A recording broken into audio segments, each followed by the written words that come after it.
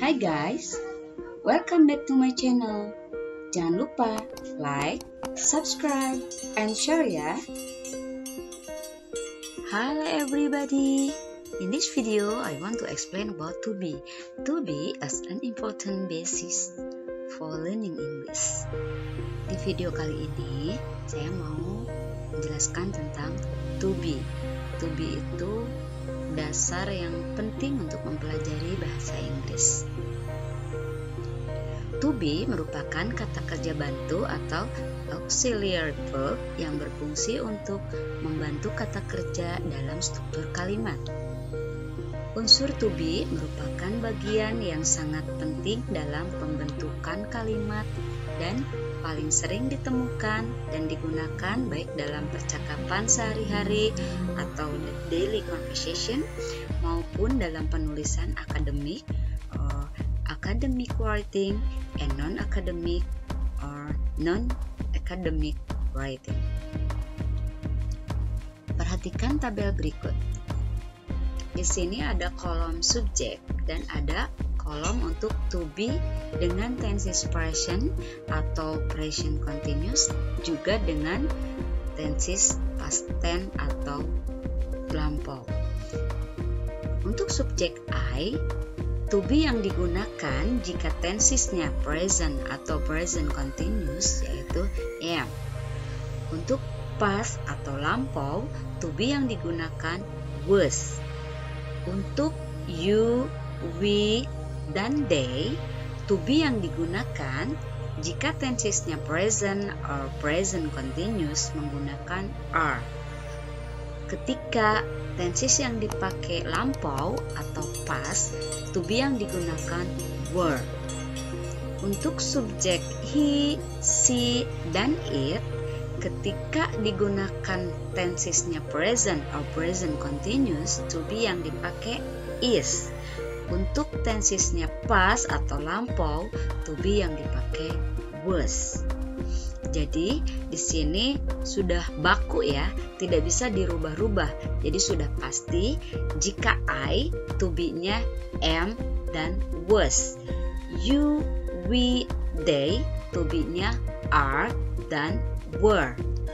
He, she, it, to be-nya is dan was. Ini harus dipahami, harus dihafal. Sehingga ketika kita membuat suatu kalimat atau melakukan conversation dengan tenses tertentu, to be-nya sudah memakai to be yang baku, to be yang betul, yang seharusnya digunakan. Secara harfiah, to be berarti ada atau adalah. Tapi dalam bahasa Indonesia, untuk to be tersebut terkadang tidak memiliki arti sama sekali. To be biasanya digunakan sebagai penghubung antara subjek dan predikat. Contoh yang pertama, untuk predikatnya yang berupa kata sifat atau adjektif. Contohnya, I am happy. Happy di sini merupakan kata sifat. Saya bahagia. Di sini harus memakai to be, yaitu I am happy. Tidak bisa I happy tanpa to be, itu kalimat yang salah. Jadi harus ada to be I am happy. Contoh berikutnya, he is clever. Dia cerdas. Cerdas di sini merupakan kata sifat atau adjektif. Clever. Jadi tidak bisa membuat kalimat he clever tanpa to be, itu kalimat yang salah. Harus menggunakan to be. He is clever. Contoh berikutnya, they are diligent. Mereka rajin. Rajin di sini merupakan kata sifat atau adjektif. Jadi harus memakai are, harus memakai to be. Oke, ini contoh yang kedua. Jika predikat berupa kata benda atau noun. Contohnya, she is an employee. Dia seorang karyawan. Karyawan di sini merupakan noun. Jadi harus menggunakan is. She is harus memakai to be. Tidak bisa langsung she an employee. Itu kalimat yang salah. Jadi harus she is an employee. Contoh berikutnya, you are a student. Kamu seorang siswa. Nah, siswa di sini merupakan noun. Jadi harus menggunakan to be, yaitu are. You are a student. Tidak bisa membuat kalimat atau membuat kalimat you are a student. Itu kalimat yang salah. Harus memakai to be karena student itu sendiri merupakan noun. Contoh berikutnya, I am a teacher. I am a teacher. Sama, teacher di sini, guru di sini juga merupakan noun, jadi harus menggunakan to be. Bukan kalimat I a teacher, itu kalimat yang salah. Contoh yang ketiga, jika predikatnya berupa kata keterangan atau adverb. Contohnya, you are in the kitchen. In the kitchen di sini atau di dapur di sini merupakan kata keterangan tempat. Jadi harus menggunakan to be. Kalimat yang betul, you are in the kitchen, bukan you in the kitchen. Itu kalimat yang salah. Contoh berikutnya, we are at home. Kami di rumah. We are at home. At home di sini merupakan kata keterangan tempat juga. Jadi harus menggunakan to be, bukan we at home. We at home. Ini kalimat yang salah.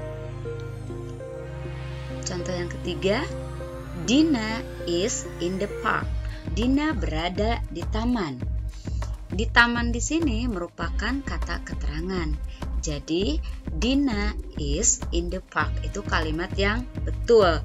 Bukan Dina in the park. Itu kalimat yang salah. Perhatikan tabel berikut.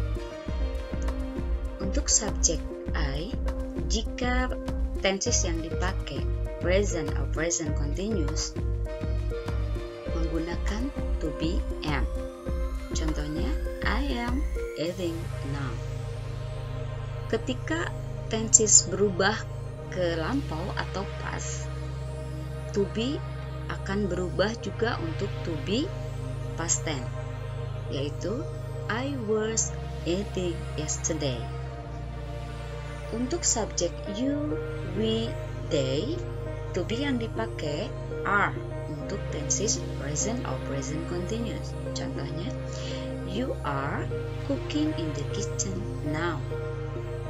Kamu sedang memasak di dapur sekarang. To be untuk tenses past tense berubah menjadi were. You were cooking in the kitchen yesterday. Untuk subjek he, she, it, to be yang dipakai is jika tensesnya present atau present continuous, yaitu yang sedang dilakukan.